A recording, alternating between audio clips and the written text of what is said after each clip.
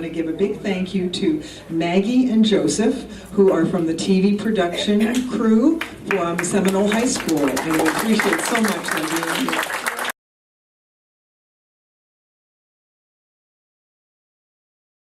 Here in 1940, he's lived here since 1940. He was Seminole's very first Eagle Scout, served in the United States Marine Corps during World War II, returned to Seminole after the war, married his sweetheart, Marilyn, in 1949, had many, many businesses in the Seminole area, and so many other activities. Civics Club, Methodist Church, Kiwanis, 54 years of perfect attendance.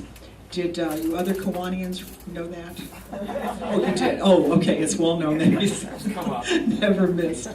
He was our Mr. Seminole in 1997, and he's here to tell us some really good old stories, and we're just so very happy to have him. Please welcome Mr. Eugene Mohney.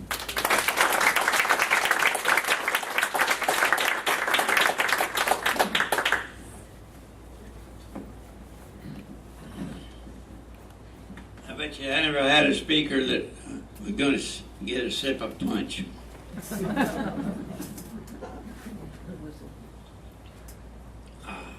good. It says here, I came to Florida in 1935. That's not quite correct. I got here the last week in December in 34. It's good to see all you folks. Oh, is it working? Yeah. Yes. It's good to see all you folks here. A good many of you I know, and a good many of you I don't know. But we're going to talk tonight about when I came to Florida and what I did. In 1935, we were in Plant City. We came down there. We knew, I guess my dad had a cousin that lived outside of Plant City, and there was a place there for us to live, so we pulled up our car and made it home for about 5 months. Come spring, we'd go back up to Pennsylvania, where I came from. We did that for about 3 winters and found out that that wasn't too good. When I would get down to Florida, I'd be way ahead, or when I go back up to Pennsylvania, I'd be behind in the same grade. So the 3rd winter we came down, we stayed. We moved over to Clearwater. Lived there for about 2 or 3 years, maybe a little bit more. Lived down on the corner of Hart Street and Vine, near the ballpark, what used to be the Blackburn Bombers ballpark. That area of Clearwater has changed since I lived there. I guess there weren't 300 colored people in Clearwater. They lived all up on North Garden Avenue, in a little area there. Nothing wrong with it, but that's all the colored people they had in Clearwater. But when I first moved to Seminole, I had about 3 more weeks in my first semester in the 7th grade.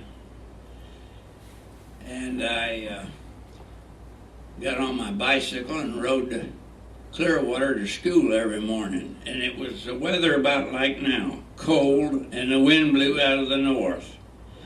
And I thought I started on my bicycle in plenty of time. I left home at about 7 o'clock. And wanted to be to school at 8. That first morning it was about 10 after 8, and they excused me. So the next morning I left about 6:45, and I was 15 minutes late. And I couldn't figure that out. The wind was blowing harder. But after about 3 weeks, I passed the first semester, and I went to Lellman, and I could ride the school bus to Lellman from Seminole. Man, that was something. And the bus didn't stop out in front of my house. I had to walk clear down to 74th and Seminole Boulevard. What's 74th and Seminole Boulevard? That's where I got the bus. And I also had, in the meantime, I had met Mr. Johnson, and he says to my father, he says, "What are you going to use for water, Mr. Mohney?" And he says, "Well, we're going to drill a well as soon as we can get enough money." Well, he says, "There's water right here on the edge of the property. All you got to do is shut the valve off and hook on your pipe and run it to your place." I've gotten ahead of my story a little bit. Before we came to Seminole, we used to walk downtown and clear water on the streets and just look in the store windows. That had nothing to do on a Sunday evening. And my mother and dad and I walked down to clear water, and there was another couple looking in the same window we were, and we spoke to each other, and my father asked him what he did, and he said he was a carpenter. And my dad said, "Well, I just leased a piece of land down in Seminole, and I want to build a little house there." "Oh," he says, "when do you want me to start?" And my dad said, we don't have the money yet." He says, "I'll get in touch with you when I get some money." And the man says, you don't need no money." He says, my dad says, "You ain't working for nothing." "No," but he says, "You can just pay me whenever you get the money." And my father says to him, "Well, what are we going to use for lumber? Where are we going to get the material to build the house?" "Oh, I know the people at Knoll Lumber Company, and they'll loan us all the lumber and material you need." "And how's that?" "Well, you can just pay them just like whenever you pay me." He said, "You can just, whenever you get the money, they'd be glad to do business with us." And that's how we come to Seminole. We shook hands with a fella and got acquainted with him, and he built a house, and we moved in. And after that, why, as I was going to school at Lellman Junior High, why,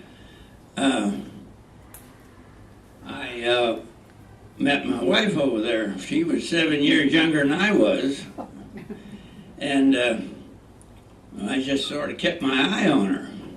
And I would go over to see her brother, and we'd try to get a little football game going out in the front yard. And a picture of that is over there on the wall somewhere, one of the nursery's pictures. If it's not, I'll bring one, have it put up there. And there was greenhouses out in the front, glass greenhouses, and if it got to raining, we'd run in there. My wife was sort of an acrobat. She taught me how to skin the cat forwards and backwards. Now, if you've never skinned a cat, what that is, why, can't quite do it here. I don't have a bar to hang them on, but I thought she was pretty good at it. And I thought maybe we'd be going up to Florida State to get in the circus up there, but we never did. And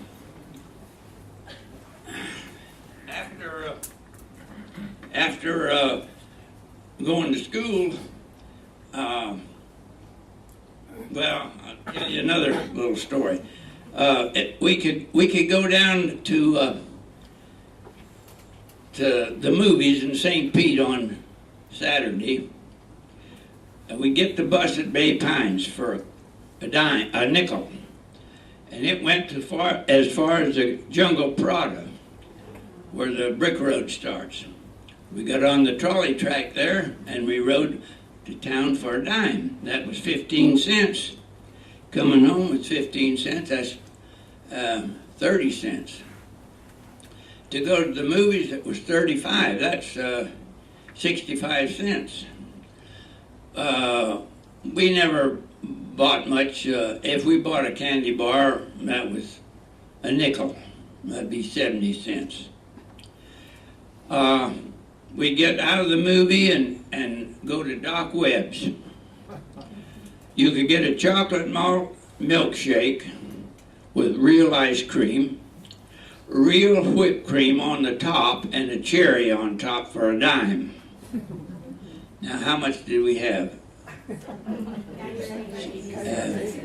35 and 30 is 65 cents. And a dime for the maybe a candy or something was less than $1. Well, we would, and if there was two, if we each had a date, which would be my wife, $2 would get us there and back, no trouble at all. You can't go do anything for $2 anymore that I know of. And when we didn't have a date, we'd still go to Doc Webb's. I had a buddy that lived on 54th Avenue, down towards Keswick School. His father ran a railroad station there. And his neighbor, also Mr. Allen, he worked for Mr. O'Hara. They both worked at the railroad station and ran it. And if we'd get around somehow, you know, and we'd go to Clearwater sometime, just Aubrey and I, to go to the movies. And how did we go? This way. And we get a ride. Well, we went one time in the winter, and we got a ride up to Clearwater, no problem. But coming home, for some reason, there wasn't much traffic. Not like on Seminole Boulevard now. And we got a ride as far as Largo. Well, we got on and we just kept walking. Well, we walked all the way home. When the car passed us, if there was, he didn't ever stop. But that's the way we got around in those days. And and during that time, nobody had money. It was in Depression times. And when we first moved to Seminole, it was a cold night, only it was colder. It froze. And I saw my father-in-law the next day, and he says, have you been down to the bayou lately? That was all salt water then. There was no Lake Seminole. That was all salt water, and that ran clear up to Almerton Road, just about. And no, I says, why, what's down there? He says, lots of fish. Go down there with a wash tub and you can just scoop them up. I went down there, and sure enough, we had mullet and anything with fins on it. You can pick it right up. It was all numb. It was so cold in the salt water. And of course, we didn't have any refrigeration. We had ice boxes in them days, and there was right over the other side of this Madeira Beach Bridge. There was a man had a bait and tackle business there. He sold fish bait and stuff, and he had a place he got ice, and you could go there and get blocks of ice. Well, we go down there. If there was 2 or 3 around in the neighborhood, do you want any ice today? Yeah, I'll take 50 pounds. Well, we go down with a car and load up the trunk with the 3 or 4 chunks of ice and come back and put it in the ice boxes. And that's the way you refrigerated your food.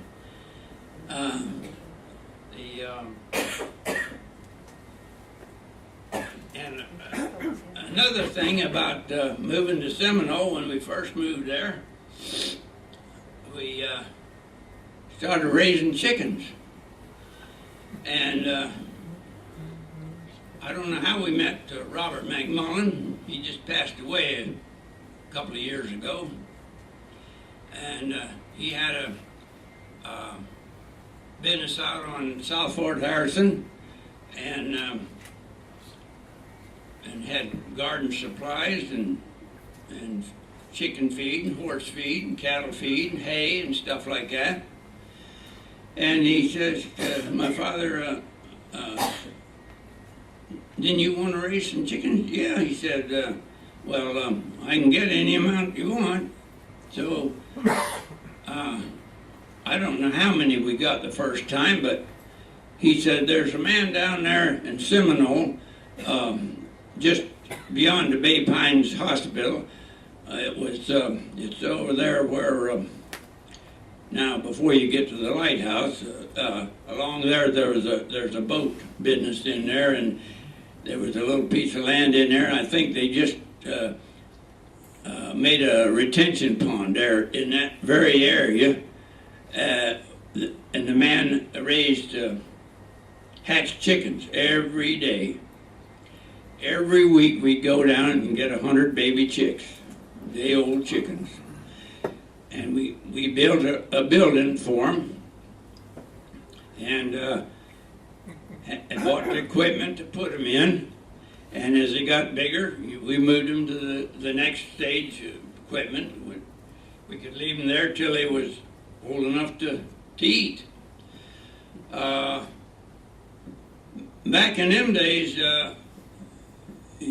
you can't buy chickens today like they were then. A fryer or a broiler, minimum weight was 2 pounds, and most you'd want would be 2 3/4 pounds, that size, dressed, ready to eat. You cut them up, and you didn't cut chickens up the way they cut them today. You wouldn't know what parts you was eating today. But we had a route just like a paper route. People started buying. They've heard by way of mouth. Mr. Mohney's got fresh dressed chickens and eggs. Oh, when can you bring me some? And it was an unusual. Didn't take but a short time. We had 100 customers. We only had 100 chickens. We just about had enough to go around every week. And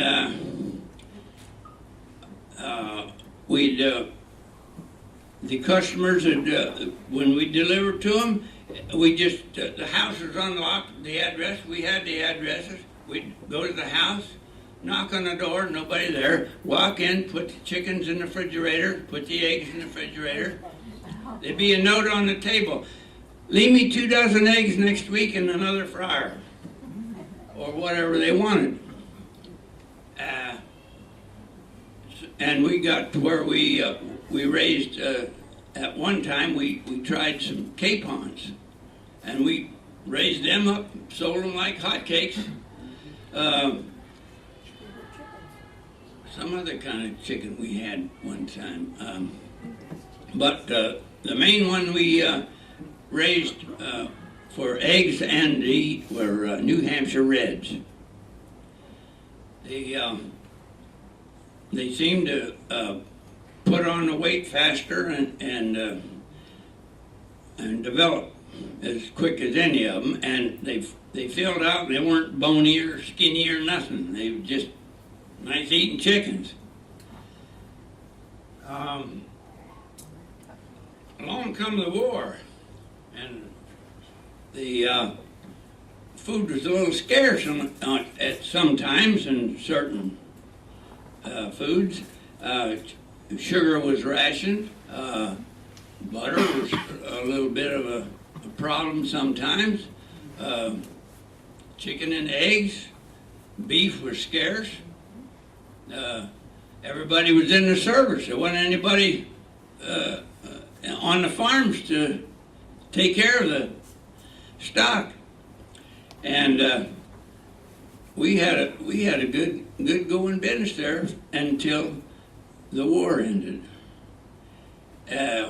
When the war stopped, why Swifts and Armors was in the business, big meat people, and they started selling chickens at 49 cents a pound, frozen, in the supermarkets. We sold chicken and eggs. Eggs were $1 a dozen, chickens were $1 a pound. And you couldn't raise them fast enough. And the feed got sorrier, and we had to put, you might say, medicine in the feed.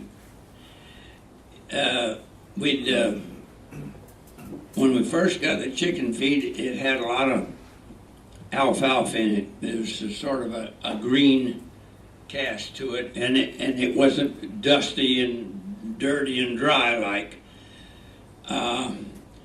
When the feed got sorry during the war, well, we had to doctor it up, and the feed companies got to where they were doing it for us, and that way we didn't have to mix it by hand. And we leave the lights burn at night. The chickens would eat night and day. That way they grow faster. And if you needed to coax them a little bit, you got real fine cracked corn. Oh, they like that. And we doctor that up on top of the regular feed. And we raised chickens until we went out of the chicken business and went in the motel business. But in the meantime, I went in the service. I got deferred 3 times. I didn't have to go because I was raising chickens and going to school. Well, in my senior year, my father-in-law was on the draft board. He says, I think you're going to have to go this time. He says, they're looking for everybody and anybody, and it didn't make any difference if you was flat-footed or anything. We had bedwetters in the Marine Corps, believe it or not. And but I went in the service, and out of Paris Island, I got an extra $5 a month. I made expert rifleman, and every year you had to do it. Every year I got an expert rifleman, and from there on I went from Paris Island I went up to Norfolk, Virginia, and I worked as a guard there for 3-4 weeks. I don't remember how long, and it was colder than Billy be damned. When you're always around the water somewhere, it's cold. My buddy that I talked about, his daddy ran the railroad station. He joined the Navy the same time I joined the Marines, and they sent him up to Great Lakes, and he says he never was so cold in his life, being from Florida. But anyways, I would bundle up with the overcoat that we had and gloves, and put a rifle on my shoulder and a belt of ammunition, and I'd hop on this train. All it did was shift back and forth in the train yard, dumping, unloading the ammunition onto ships. And a good many of those ships, they never made very far. The German submarines had got them. And so I got transferred to Bayonne, New Jersey. I rode up there on a train, and my face was sort of black when I got there from the soot off the engine, but that's all right. We got on a ship and went to Trinidad, South America.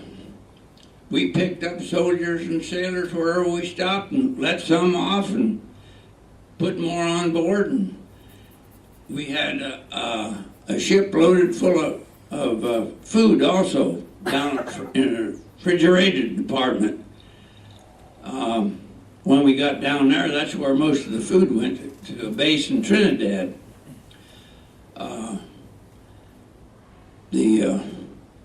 I got a call one evening and want volunteers, and we learned not to volunteer in the Marine Corps. You never knew what you was going to do.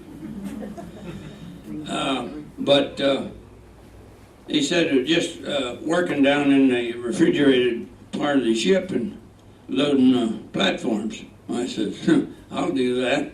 They give you a sheepskin jacket, you put it on, went down the hole, and the crane would drop the platform down, you'd load it up with eggs or cheese and bacon and meat, whatever was there, and out it go, and they put it in refrigerated cars and deliver it, put it where it went.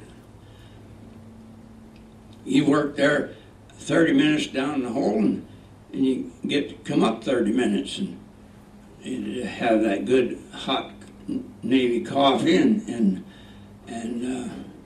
toasted bread, homemade bread with sliced tomatoes on it, and sit there and eat them out. And down there with Trinidad is right about on the equator, not far from it.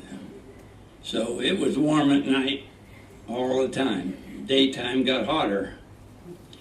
We had a swimming place down there, and got a lot of barracudas in the water down there. And the guy says, "Oh, this is all right." Right here, he says, "We have a screen across, all the way across the harbor, from the floor to the top, and kept all the fish and everything out, so we could swim. Had a tower to jump off of. We just, don't drink the water, Mohney. You better get some beer." They just didn't have good fresh water. That's the problem they got in Africa right now with Ebola. When I was in the Marine Corps down in Guantanamo Bay, I was doing guard duty for a while, and the mosquitoes, or not the mosquitoes, the no-see-ums. They would bite you just about daylight. And man, until about 8 o'clock in the morning, then they disappeared. We hated that job worse than anything. I didn't mind it when it was dark, earlier part of the evening, but when you had the shift to where you worked in the night and got off at 8 o'clock in the morning or 9, whenever it was, why, that was nasty. So one day I was on the guard duty and we had a post out there that was nothing but aviation gas stored in tanks up in the mountain. And I didn't smoke much. When I did, I smoked a pipe, but I never smoked on duty. And here this guy is sitting on the gas tank and the fumes is coming out and he's smoking a cigarette. And I says to him, you get off of that gas tank as easy as you can and get as far away from it as you can with that cigarette, because you're going to blow us all to kingdom come. And when the sergeant of the guard came around to inspect, I told him, I said, you better go back to the officer of the day and tell him no more smoking allowed up on this post. Why? I said, you're going to blow the place up. They're sitting up here smoking by the hour. Oh, we didn't realize that. Well, that was the end of that. I didn't do much guard duty after that. They looked in the record book and they saw that I was an Eagle Scout. And where did you become an Eagle Scout? they thought that was pretty good, being in the Marine Corps. And they saw I could type. You can type, run a typewriter? Yes, sir. 35 words a minute? Yes, sir. Accuracy, 100%? Yes, sir. You can report to the company office Monday morning. So I wound up running 2 companies of men before I got out of there and earned 3 stripes as a sergeant. And when I got home, why, I was back home and I went to work for my father. We had built 3 cottages before I left and couldn't rent them because there was gas rationing. People couldn't drive from or work in Clearwater and drive down to Seminole to live. They couldn't get enough gas. So finally my father, he found enough tenants and he filled up the 3 cottages that we'd built. One guy was there for about 2 years and he paid 3 months rent, $50. And we decided after about 2 years or a little better that we'd have to raise the rent to $20 a month. Oh, he couldn't stand that. He'd have to move. Well, he moved. Al Rapetta came along. You know, Al Rapetta and the orange grove down the street, it's no longer there. He got married. He got out of the service. Him and I used to write letters back and forth. When he was in the service, he was stationed up there at Banana River somewhere. That's up east coast of Florida, a naval station up there somewhere. And he got married when he come out of the service, and he stayed there a year. He left, and we got somebody else, and that's about the time we was in the chicken business and got out. So we got in the motel business, and I think was only renting like $6 to $8 a day for a room. All of our rooms had fully equipped kitchens, refrigerator, stove, dishes, and we worked that up. And when I got out, my dad was building 3 more cottages. Well, in the meantime, the little cottage that we started out with, we had a house mover move it over where the office was at the motel. Set it up there and put an addition on it. Put an office on the front of it and made an addition on the back, one of the bedrooms, and also it made the kitchen bigger. But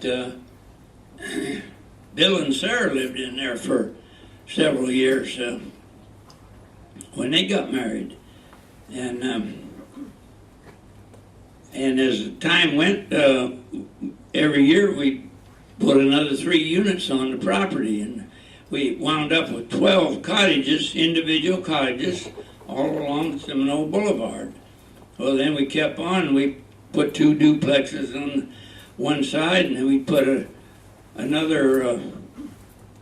Where we had a double garage with, we just kept the tools and the lawnmowers and stuff in, and we put an addition on there and made another rental unit out of that. And when the chicken business ended, we tore down all the buildings and lumber and stacked it up, and we made a deluxe duplex, nicest one we had. And we were in the motel business. So about 1960 something, Mr. Johnson says, no, this is not Mr. Johnson then. It was the man who I knew his daughter when I went to junior high school in Clearwater. He was an engineer, and I can't remember his name right now. Anyway, he designed a trailer park for us, the sewer and the water and everything, and we put that in and filled that up, and we had a mobile home park. Had 48, 49 mobile homes in it. And we went along, and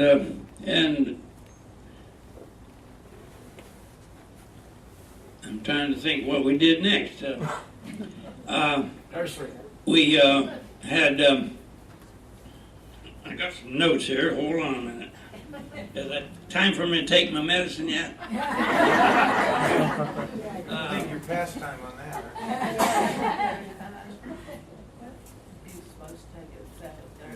Yeah, take your medicine, Bobby. Time? All right. Hey, while you're taking your medicine, I want you to think about all these folks all over the years that have had to put up with those ducks.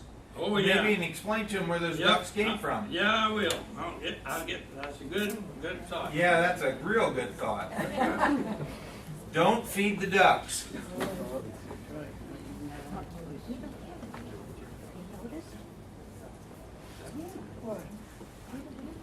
Oh, yes, we go. The 3 blacks are out there all the time.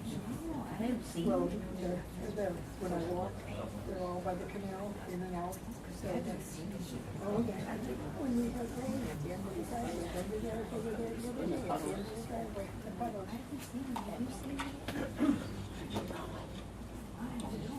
The chemo pills keeps you away from the doctor. No,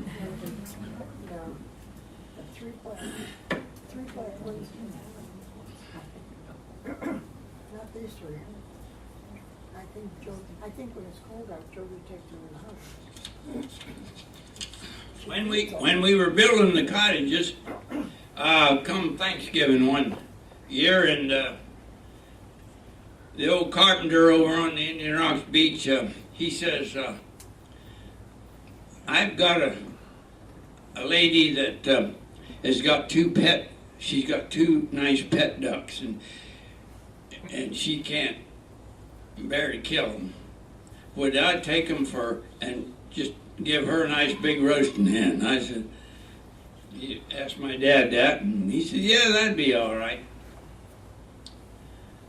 We just dug a big pond there in the motel, and had the grass planted around it, and so we took the 2 ducks, and the lady was just tickled to death, and the electrician we had working there, Matthew Hickey was his name, and he had a place right up there on Seminole Boulevard, about where the Moose or the Elks building is up there.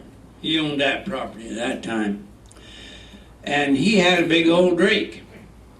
And he had to have it in a pen. He didn't know what to do with it. I don't know how he got it. Somebody gave it to him, I guess, and wanted to get rid of it.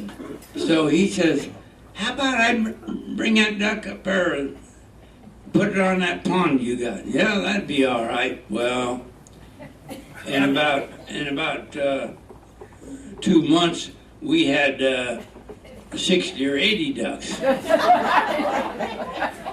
And Seminole can thank Eugene Mohney for all those ducks. so it kept on, and man, I got to where I was hunting duck nests all the time. Man, I was getting rid of them. We got 200 ducks before we got a handle on it. And my father-in-law, Mr. Johnson, had the nursery right next door to the motel. And we fed them ducks, and they were all snow white. They're not the color of the ducks now. These ducks that are here are a mixture of Canadian mallards or Muscovies, and the Canadian ducks that fly down. I think that's a mallard, isn't it? And my father-in-law had a friend up in Washington, D.C. He lived in Maryland, just outside of Washington. And he had a, what the devil farm was that? What kind? Flowers? Daylilies. He had a beautiful daylily farm, but he also brought my father-in-law 2 beautiful Egyptian ducks. And those things are beautiful. Well, they all bred. All 3. How did the peacocks get in? And we had 200 ducks before we knew it. And one day he come down looking at the shrubbery and picking out trees that was to be sold. And he seen these ducks, they were just riddling the bark around the bottom of them punkwood trees. And he says, "You better get them ducks out of here or I'm going to get them." Man, we killed ducks every Thursday when we killed chickens, and we sold them ducks. Beautiful. They were about 5, 6, 7 pounds, most of them. They were good eating, I'm telling you. They were fed with corn constantly and pellets, duck feed pellets. And but we couldn't get rid of them fast enough. Man, I had to get after them all the time. They were just riddled. And now the punkwood has disappeared. It's against the law to own a punkwood tree now because it creates allergies in people so bad. There's only a few of them. They're way down the Everglades. Nobody living there much. But we had a time with those ducks, I'll tell you. But and I butchered every one of them off except 2. And them 2 devils, they'd come up and mess up on the porch of one of the rental units, you know. And I tried my best. We had a instrument that we could catch chickens with and ducks that had a hook on the end of it. And you grab them by the legs. I never could get them last 2 ducks. So tell them about Kiwanis too. They're all where you started the Kiwanis. They're all over Forget the ducks. Seminole.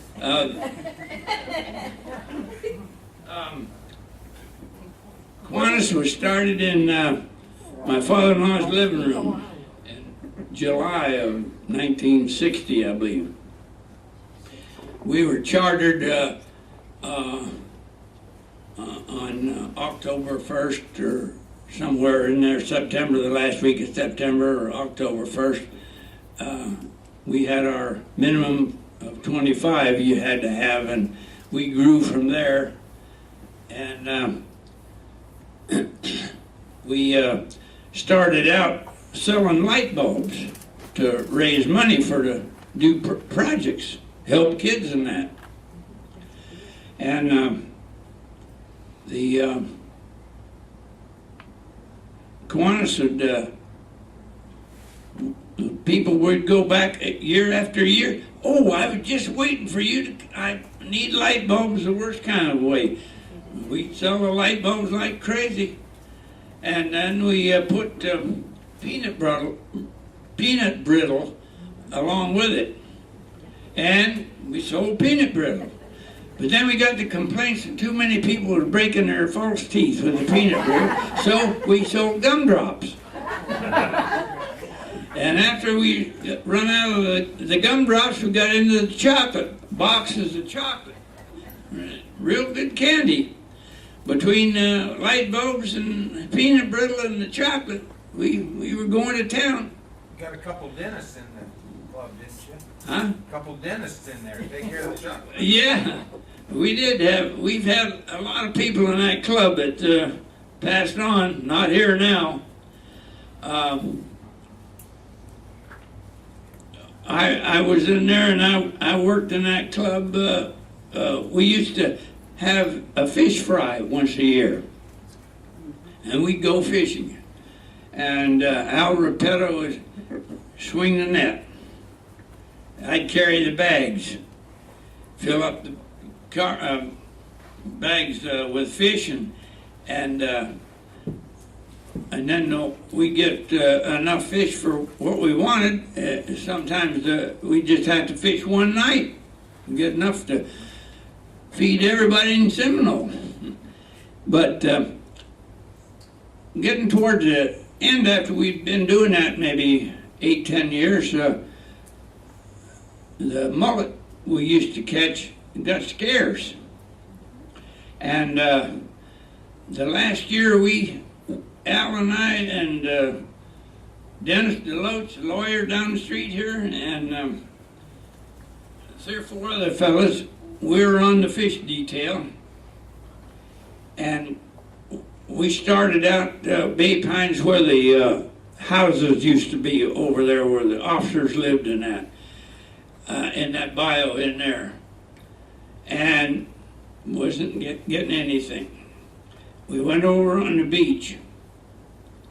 One year over on Treasure Island, the sandbar built up out there and made another beach ahead of it. From the old beach where the shore was, there was a area probably 200 feet wide and several 100 feet long, and it was like a little island in there. Man, we got mullet in there. We like to sunk the boat that time. The next year there wasn't a fish one in it. We couldn't get fish out of there.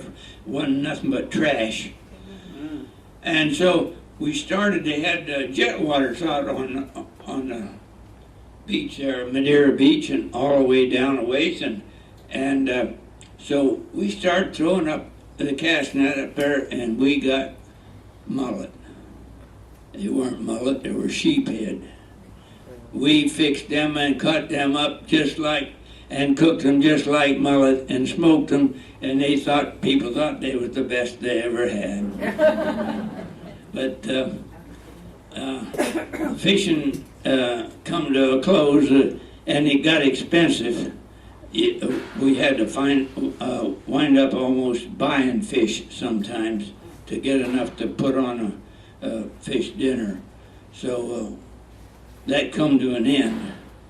We sold Christmas trees from about the 3rd or 4th year we were in Kiwanis, and we've been selling them ever since.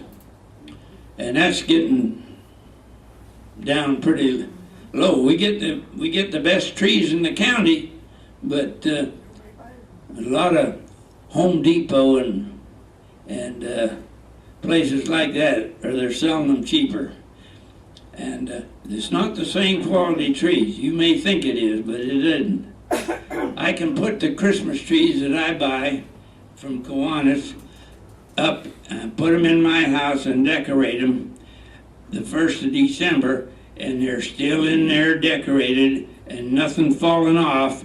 The 6th of January, when my birthday is, the next day we take the trees down every year, 6th of January. So they'll last a good while if you take care of them. How'd the nursery start? What was that? The nursery. Seminole Nursery. Yeah. How'd that start? My father-in-law inherited some land, And it wasn't the best piece, but it's the piece he wanted right in Seminole. And he had been in the nursery business over in Winter Park with somebody else. And he decided that he didn't like that. He wanted to come over to Pinellas. He was born in Largo, so this was home to him. And he started there, and he raised everything under the sun. At one time, I remember him, he had a row of coconut palm trees. They just wouldn't grow. He did everything. He babied them buggers, and he got rid of them. But my son lived down behind the Keswick, one of those streets back there, and there was, I think the neighbor's house had 4 of the most beautiful coconut palm trees, 2 on each side of his driveway, and they were growing up and bent like they grow up over the top of the. When the house sold, man cut them coconut trees down. He didn't want them for some reason, I don't know why, but they were beautiful. They just in the right spot. But you can't raise coconut palms this far up the coast. You can catch them down Fort Myers and there on, and royal palms. And there's a lot of palm trees being sold to people up here now that people are strangers here. They don't know what they're buying. If it gets cold weather like now and gets to freezing, they're all going to be dead because they won't live up this far south. But people are bringing them up here and selling them. But they'll tell you anything to make a sale. And and you noticed palm trees now that are being planted anywhere along in Seminole. They all got staked up, 3 or 4 stakes around them with cable on each side. My father-in-law never planted a tree that he had to tie up like that. There was enough ball on the tree when he planted it that when he put it in the ground, it stayed there. The wind didn't blow it over or nothing. But now things have got to be cheaper, and so you don't get much for your money, but if you take care of them, they might live. It's time to stop. 8 o'clock. 8 o'clock? Okay. If anybody's got any questions, I'd be glad to answer them after the meeting. Go ahead. Where was the mobile home park and the cottages? Right where the Monterey condominiums are on Seminole. That's right across the street from Dan's Fan City. That complex right in there. Anybody else? Where did the peacocks come from? When we first moved to Seminole, we had peacocks all through the complex. Pecans? Peacocks. Peacocks, the birds. Oh, I don't know where them come from. Mr. Johnson had them, but he had his penned up, and Now, these walked up and down the street like they own the place. yeah, somebody just owned them and turned them loose. Yeah, you get a lot of lizards, snakes, stuff like that. People just turn them loose. They buy them in these pet stores and sell them like hotcakes, I guess. And anybody else? Hey Jay, tell everyone how long you and Marilyn have been married. 66 years.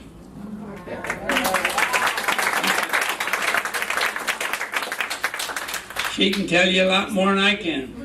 She was born here. Yeah.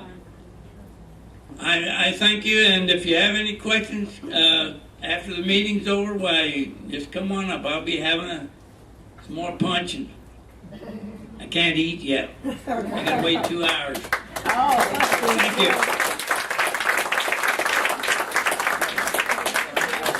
We still have time. Is there anything else that you had that you really wanted to share Yeah, with us? I might What do you think? think of it.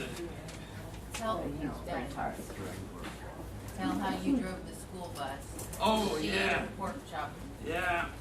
on the bus. One more, we want to hear one more, right? Okay. Yeah, that's a good one. When I got out of the service, why, I went to work for my father, Seminole Village Motel. And Ray Nash had, his mother-in-law had a fruit stand right down there near Jimmy Reese's funeral home. This was even before the funeral home was there. And in fact, there was probably 6 or 8 really big size packing plants right on Seminole Boulevard. And lost my train of thought. School bus, you were driving Oh. a school bus. So when the fruit business would get busy, Ray Nash had asked me if I'd drive the school bus for him. And I said, sure.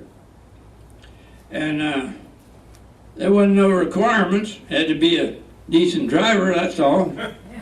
I could drive that school bus on a 2-lane road, no problem at all.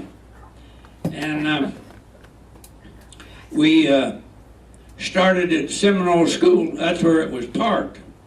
And I'd ride my bicycle or something down there, and they had in the back of the school, they had a little, like a bus barn, only it didn't have a door on it. You could just drive the bus in and lock it up and go. And I'd go down there and pick the bus up, and I would, I had to go down south and go down by Bay Pines before we had the overpass and that around, and go to 100th Way and back up 100th Way. We'd pick up kids, high school kids, first graders, didn't matter, whatever anybody needed to go to wherever they went to school, the bus went. And I'd come back out Seminole Boulevard and from 54th and go all the way up to Walsingham, pick kids up, turn and go up 100, and that's 15th, to Ridge Road, pick kids up on Ridge Road, little kids, big kids, high school kids,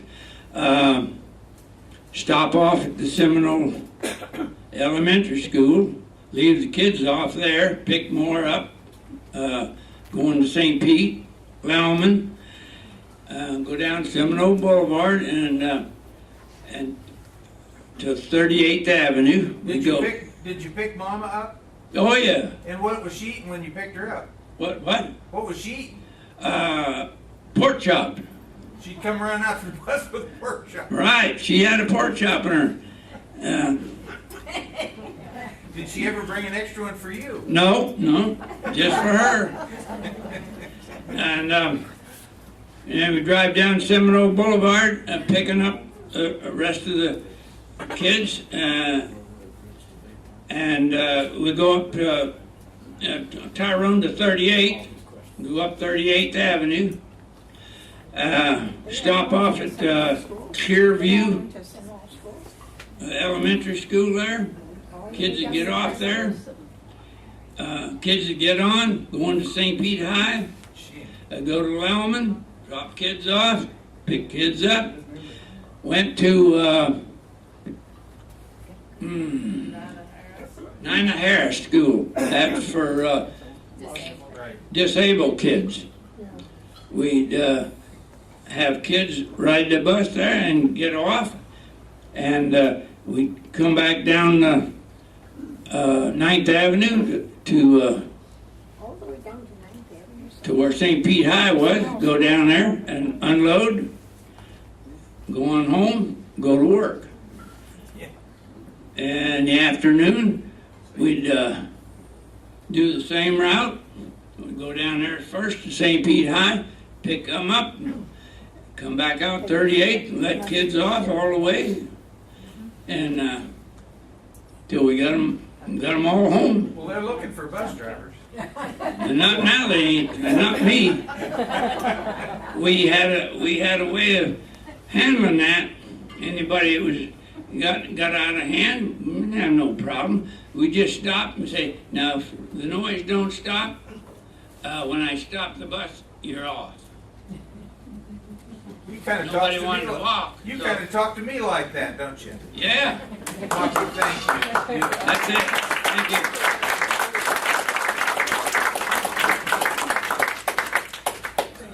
Yes, you're quite welcome.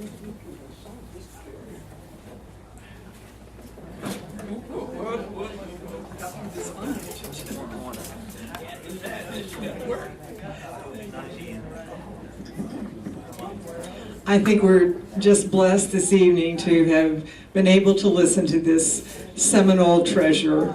Eugene Mohney is our true Seminole treasure, and we're just honored, so honored that you would be with us this evening. And I think we need to give him another round of applause.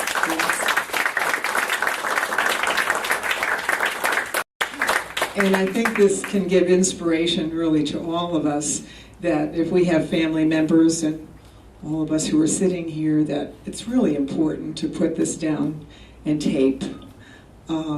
You know, how many people have disappeared from your family that you'd say, gosh, would I love to just be able to hear their voice and see them and just share with some of the memories. And you all know with parents that are gone and how many things you would like to ask them, and they're not here for you to ask. And so I think you've... Sandy, yes. I'll tell you, one of the greatest things that ever happened as far as I'm concerned was Bob Grant and Steve Cesaro made a tape about Kiwanis. And they got Grandma Johnson, Marjorie Johnson, on film. And they filmed her talking about Seminole. And then they got Al Repetto and Gene Mohney and Russ Stewart. And it's a wonderful tribute to Seminole. And Bob, you did a beautiful job. And I hope you share that with this group. Well, somebody in the society has it. Okay, good. Yes, didn't you give a program? You did a program years ago on it here. I did. Yes.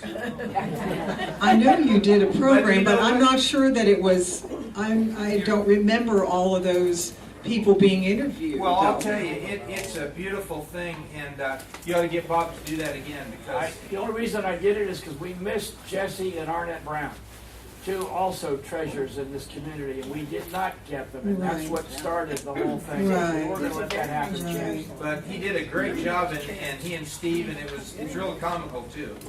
Oh, So goodness. that'd Well, be a great program. Well, I think we need to, even if we have had that in the past, we need to repeat that, and that would be wonderful.